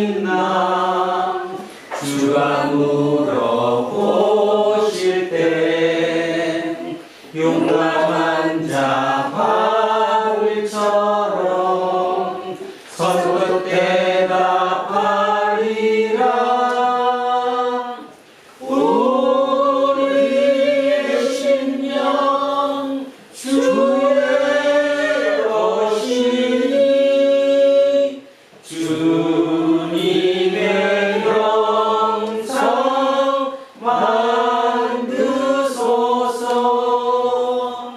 주인도 따라 살아갈 동안 사랑과 충성 늘 마치 오리라. 아멘. 자리에서 일어서십시오. 사도신경으로 신앙 고백드리겠습니다. 나는 전능하신 아버지 하나님 천지와 창조주를 믿습니다. 나는 그 유일하신 아들 우리 주 예수 그리스도를 믿습니다. 그는 성령으로 잉태되어 동정녀 마리아에게서 나시고 본디오 빌라도에게 고난을 받아 십자가에 못 박혀 죽으시고 장사된 지 사흘 만에 죽은 자 가운데서 다시 살아나셨으며 하늘이 오르시어 전능하신 아버지 하나님 우편에 앉아 계시다가 거기로부터 살아있는 자와 죽은 자를 심판하러 오십니다. 나는 성령을 믿으며 거룩한 공교회와 성도 교제와 주를 용서하는 것과 몸의 부활과 영생을 믿습니다. 아멘. 내게 있는 모든 것을 아낌없이 드리네 사랑하고 의지하며 주만 따라 살리라. 주께 드리네 주께 드리네 사랑하는 구주 앞에 모두 드리네. 오늘도 이 예물에 우리의 온 마음을 담아 주님께 올려드립니다. 오늘께 주님께서 우리에게 주신 그 말씀을 지켜보고자 그래도 마음속으로 다짐하는 그 다짐까지 이 예물에 함께 올려드리오니 오늘 우리가 불렀던 찬송가처럼 하나님의 형상 우리 마음속에 만들어 주십시오. 오직 우리 속에 만들어진 그 하나님의 형상으로 말미암아 날마다 이 땅의 삶에서 기쁨과 감사로 넘치게 하시고 그 고난의 잔을 기쁨으로 받아들일 수 있는 우리 되게 하셔서 진정으로 부활한 우리가 하나님 우편에 하나님과 함께 영원히 살아갈 수 있는 그 길을 온전히 믿고 그 길을 향해 발걸음 한 걸음 한 걸음 디딜 수 있도록 성령님 우리를 함께 하시고 이끌어 주십시오. 감사드리며 거룩하신 우리 주 예수 그리스도의 이름으로 기도합니다. 아멘. 우리는 세상이 읽고 있는 성경이다. 우리는 세상이 원하는 신앙 고백이다. 우리는 세상이 관심 갖는 설교다. 하늘에 계신 우리 아버지 우리 이름을 거룩하게 하시며 아버지의 나라가 오게 하시며 아버지의 뜻이 하늘에서와 같이 땅에서도 이루어지게 하소서. 오늘 우리에게 일용할 양식을 주시고 우리가 우리에게 잘못한 사람을 용서하여 준 것 같이 우리 죄를 용서하여 주시고 우리를 시험에 빠지지 않게 하시고 악에서 벗어나소서. 나라와 권능과 영광이 영원히 아버지의 것입니다. 아멘. 오늘 주신 말씀에 새 힘 얻어서 세상으로 나가서 살아갈 때에 나 혼자 힘으로 늘 부족하오니 주여 나를 도우사 승리하게 하소서. 아멘. 이제 부활절 넷째 주일의 공동 예배가 끝났습니다. 각자의 일상으로 돌아가십시오. 세상은 우리에게 칼을 들라고 말하지만 주님은 우리에게 칼을 칼집에 꽂으라고 하십니다. 그리고 하나님께서 주신 잔을 받으셨습니다. 이 사실을 가슴 깊이 새기고 주님의 뒤를 따라 잔을 받는 사람으로 살아가십시오. 우리는 세상의 빛입니다. 이제는 우리 주 예수 그리스도의 은혜와 하나님 아버지의 영원 무궁하신 사랑과 성령님께서 우리와 함께 하시고 우리의 길을 이끄시니 오늘 이곳에 고개 숙인 우리 모두에게와 우리의 자녀들과 가정 위에, 일터와 사업체 위에, 그리고 이 나라 이민족 위에 이제로부터 영원토록 함께 하시기를 간절히 축원하옵나이다. 아멘.